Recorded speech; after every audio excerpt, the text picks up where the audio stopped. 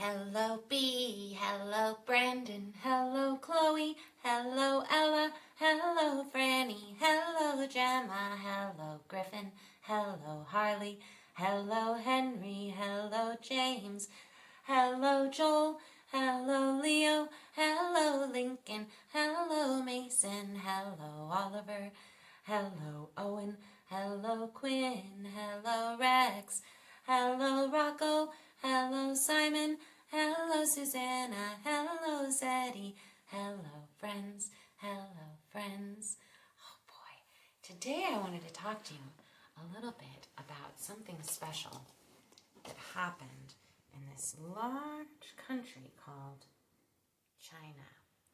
A long time ago, a family in China was very proud of the fact that they were very good at keeping peace and that they were very kind and very calm. And they wanted all of the other families in China to know how peaceful and calm they were. And what they did was they got a big piece of white cloth and they cut it out into a rectangle, and they found a very tall tree and they tied it up on the tree so that other families in China could see this white cloth waving in the breeze and showing all the other families how proud this family was to be so peaceful. And other families in China started to see this beautiful white peaceful flag that this family had hung up outside of their home.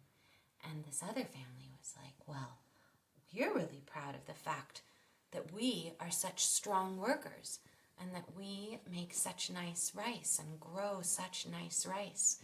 So they made a flag to let other families in China know what they were proud of. And pretty soon, all of the families in China were making flags to let other people know what they were proud of. And they used symbols to show the things that they were proud of as a family and the things that maybe they liked to do. And before these families in China started making these flags for their families to show what they were proud of about themselves, countries, like these countries, India and China and Russia and Mongolia, they didn't have flags yet. And one day the ruler of China went out and he saw all of these beautiful flags that these families had made to show what they were proud of. And the ruler of China said, well, I need to have a flag for my country that shows what we are all about. And so they made the flag of China. And that is how flags began. Flags began with families. And I was thinking today, since you guys get to spend so much time at home with your families right now, that it might be a really fun family project for you to come up with your own family flag. Things that your family is really proud of. Maybe your family is very proud that you make the best pizza ever. Or maybe you're very proud that you hike up to the M one time a week. Maybe your family is very proud of the beautiful garden you grow or the pets that you have. So you can involve all of your family members into making a special flag that shows other people what you're proud of about your family. So that is how flags began. Oh, I wanted to tell you guys about a brand new country that we're going to learn about inside this continent of Asia. And this country touches India and it touches China. And it's in the Himalayan mountains. Remember the Himalayas that run through all of these countries here. The tallest mountain in the world. And this country that I want to talk to you about is this little tiny country here. So you guys see that it touches China and that it touches India. And this country is called Nepal. Now Nepal has a beautiful flag. Nepal's flag is right here. What do you notice about this flag that is different than the flag of China? And that's different from the flag of Japan? And that is different from the flag of India?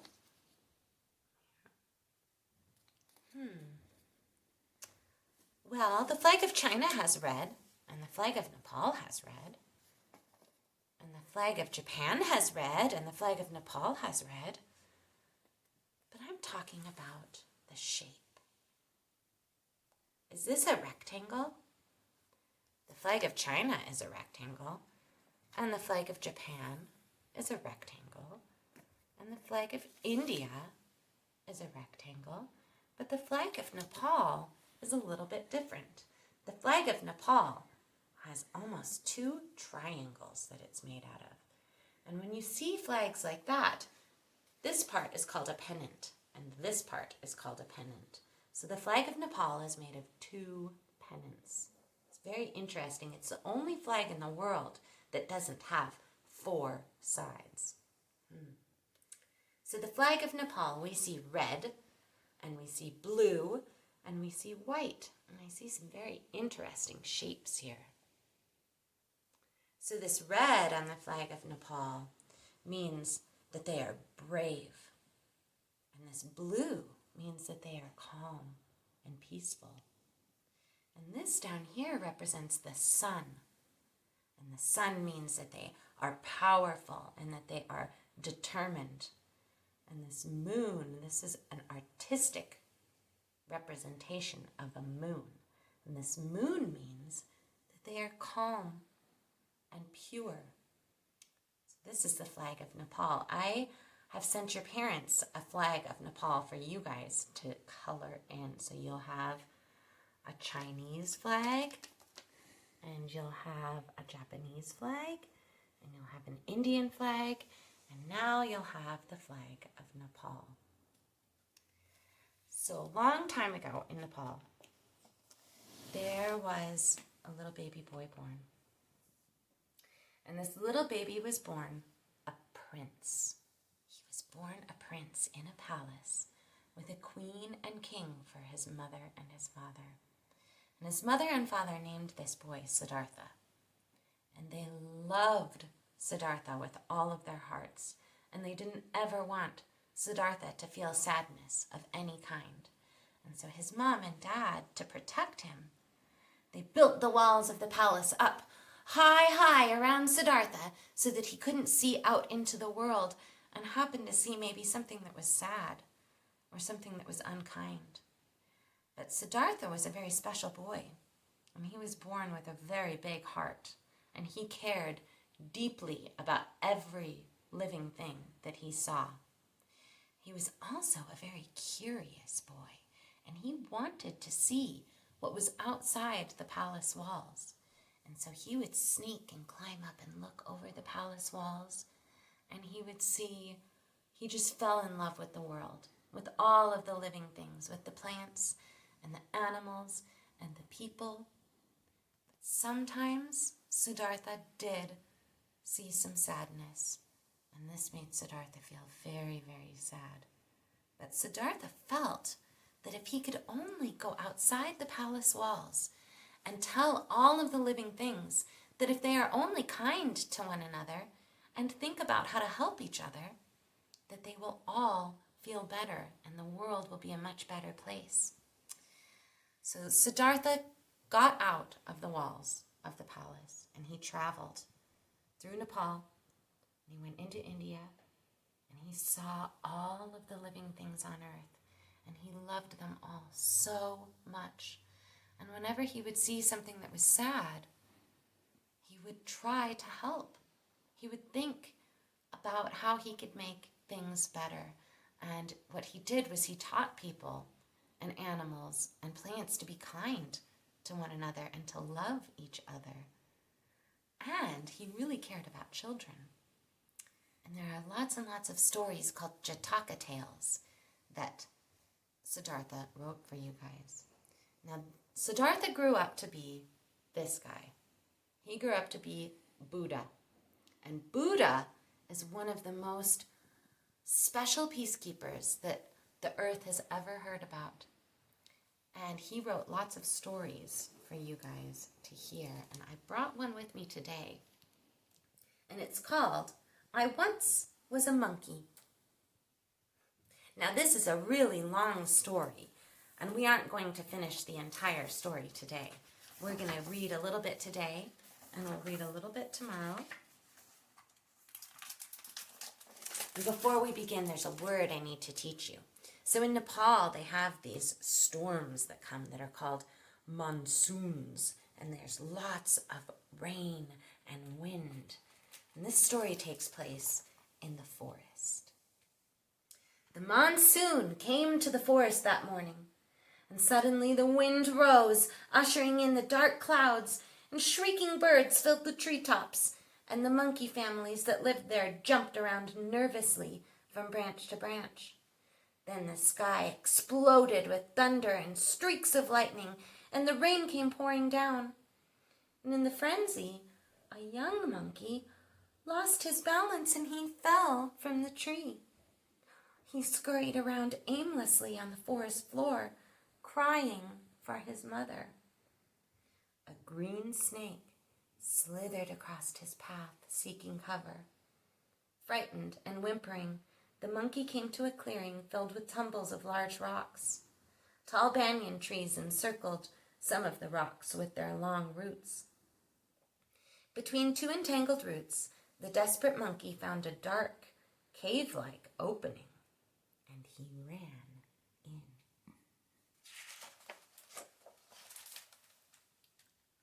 Oof! A creature grunted. Who is standing on my shell? The little monkey jumped aside as what he thought was a rock began to move. Ouch! My paw! Barked another animal. Watch where you are going, stranger, a third animal roared. Several eyes were upon him in the dark. Everywhere he turned, it seemed that he was facing an animal larger than himself, and the small monkey screamed in terror. Up here, little one, a gentle voice called. I have space for you. He looked up and he saw two tiny eyes, and quickly he climbed a jumble of stones to where a white dove was perched. Thank you, the monkey said shyly. As his eyes became accustomed to the gloomy light, the monkey saw the big turtle, whose back he had stood on, and the jackal, whose paw he had stepped on, and the fierce lion, who he had almost bumped into. It was stifling and hot in the small enclosure. Just one more body to heat up this miserable place, growled the jackal. Let's turn him out, said the turtle. No, there's space for him, said the dove. And the lion gave a loud roar. Can we just have quiet in here? He demanded. Quiet yourself, barked the jackal. Why, you ugly... Oh, shh, shh, hush, children, hush, came a whisper. The startled animals turned their heads toward the voice, and there, in the dark, at the far corner of the cave, a stone statue sat in front of the glowing halo. His face was peaceful, and his hands were raised as if showing the way. Hush, children, the statue said again. The monsoon rains in this part of the forest sometimes last many days. Now listen, I will tell you a story to pass the time. The monkey sighed with relief, glad to be left alone.